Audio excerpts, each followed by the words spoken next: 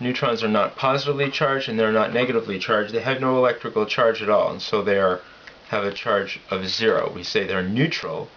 That's why we call them neutrons. Protons, on the other hand, have a charge of +1. So we would say that they are positively charged.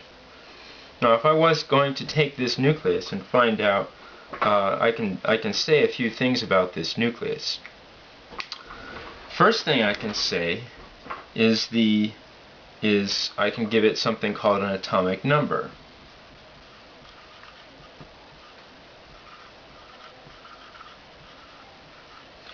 The atomic number is nothing more than the number of protons.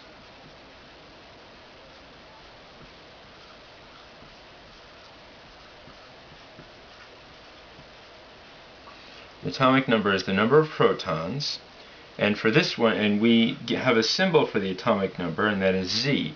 And in this particular one, Z would be 3. 1, 2, 3. I just count up the number of protons to get that. This is also the charge of the nucleus. You notice that the charge of the protons is +1, so that's 1, 2, 3. The neutrons have no charge, so they don't contribute to that at all. So Z is also the charge of the nucleus. Now, there's another number that I can use to describe this nucleus. And let me make a little bit of room here. The other number I can use to describe this nucleus is called A. So, and it has a name. It's called the mass number.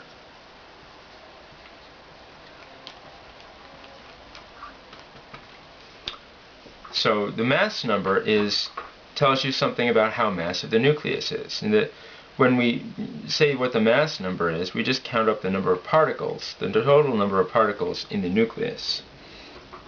Those are what we call nucleons. We could call them all nucleons. So we could say number of protons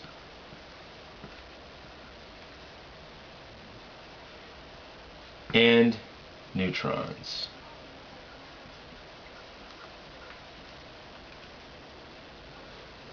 The protons and the neutrons, if we add them all up, we get 1, 2, 3, 4, 5, 6, 7. So for this one, the mass number is 7.